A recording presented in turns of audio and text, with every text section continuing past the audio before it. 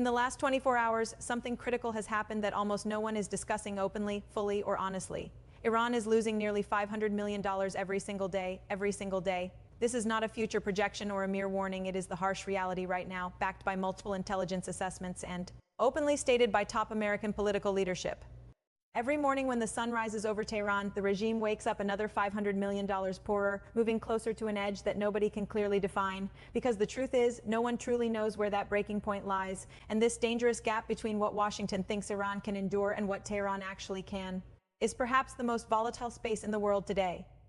This is Geo Insight Command, where major power shifts are decoded before the headlines catch up. If you haven't already, subscribe, like, and hit the bell. What you're about to hear will fundamentally change how you view this entire crisis. Here's what we know, what's being deliberately hidden, and why the standard narrative that heavy economic pressure will inevitably force political surrender may be the most dangerously wrong assumption guiding current American foreign policy in the Middle East. Let's begin with the hard facts. The Strait of Hormuz is effectively under heavy pressure and partial blockade. Nearly 1/5 of the world's oil supply, 20% of global energy passes through this narrow waterway, which at its narrowest point is barely 33 kilometers wide. Right now, that vital channel is contested, pressured, and functionally strangled. Iran's ability to export oil, the single most important lifeline keeping the Islamic Republic alive financially, has been squeezed so severely that the daily losses have reached a level the regime cannot sustain indefinitely without something breaking. President Trump stated it clearly. He publicly declared that Iran is collapsing financially, that they are desperate for cash, and that even the military and police are complaining about unpaid salaries. These are not just political exaggerations. They reflect real intelligence coming from the region, intelligence analysts, defense experts, and longtime Iran watchers do not dispute the core financial pain. What they fiercely debate is what happens next, and that distinction changes everything. Here's where it gets complicated. The simple story of maximum pressure leads to collapse begins to fall apart when you listen to analysts who have studied Iran's resilience for decades. They have watched this regime survive a brutal 8-year war with Iraq, multiple rounds of crushing sanctions, repeated currency collapses, and waves of internal unrest. These experts argue that Iran can endure far more pain than most planners in Washington believe. Not because the pain isn't severe, it absolutely is, but because the Islamic Republic was built, both institutionally and ideologically, to survive exactly this kind of existential pressure. The real danger, however, is not just endurance. The real danger is what a desperate, cash-starved, and increasingly fractured military apparatus will do when it feels it has nothing left to lose.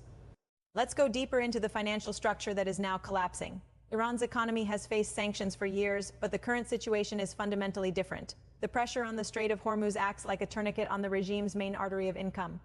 Oil exports have always been the backbone of state revenue. The IRG, the Islamic Revolutionary Guard Corps, is not merely a military force. It is a vast parallel economy controlling construction, telecommunications, import-export networks, and major sectors of Iranian business. It operates in a gray zone between state military and protected syndicate.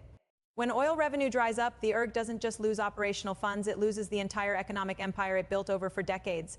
And when soldiers and commanders start going unpaid, institutions don't quietly accept decline. They become unpredictable. Internal fractures emerge, commanders begin thinking about personal survival instead of regime loyalty, and sometimes they choose desperate actions designed not to win, but to force the other side to blink.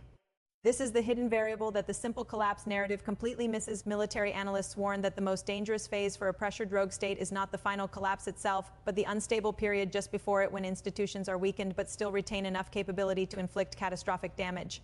That unpredictable window may be exactly where Iran is heading right now, and Washington may be seriously miscalculating how to handle it. The core question is Iran's pain threshold. The maximum pressure strategy assumes that squeezing revenue will fracture the regime's military, patronage networks, and social control, eventually forcing them to negotiate. History, however, tells a more complex story. In 1980, right after the revolution, Iran entered war with Iraq with a gutted military and no major allies. By all rational calculations, it should have collapsed quickly. Instead, the war lasted 8 years. Iran absorbed horrifying casualties and emerged hardened, not broken. External pressure became the glue that unified the regime and gave it legitimacy. That lesson is deeply embedded in Tehran's institutional DNA. External pressure can be survived, and survival itself brings political strength. Yet both sides have truth here. Iran's pain tolerance is higher than Washington assumes, but $500 million per day is simply not sustainable forever, even for a regime skilled in austerity. At some point, mathematics turns into politics. Unpaid forces make dangerous choices. The risk is that Iran endures longer than expected, then fractures faster and more violently than anyone anticipated. There are no good options on the table. Continue current pressure and wait risks creating an erratic, unpredictable IRG. Escalate militarily could trigger asymmetric retaliation, missile swarms, and full closure. of the Strait, sending global energy markets into chaos, negotiate a face-saving deal, politically toxic in the current American environment. Hope internal fractures solve it, extremely difficult to predict timing in authoritarian systems. Do nothing dramatic, impossible, because $500 million a day is not stability, it's a ticking countdown. Globally, this affects far more than just the US and Iran. 20% of the world's traded oil passes through Hormuz. Even uncertainty spikes insurance rates, forces rerouting around Africa, and raises costs for Japan, South Korea, and especially China. China is watching closely.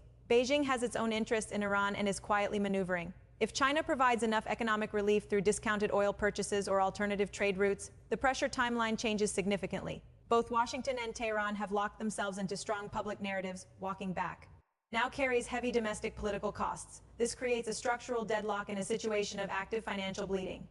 The greatest danger is not that pressure fails to hurt Iran. The danger is that it hurts just enough to fracture discipline inside the IRG without forcing a clear political decision. A weakened but still armed and desperate IRG is far more unpredictable than a strong one. History shows that maximum pressure campaigns often fail not because pressure doesn't work, but because they assume the target will remain rational all the way to surrender. In reality, institutions degrade, miscalculations happen, and incidents spiral out of control.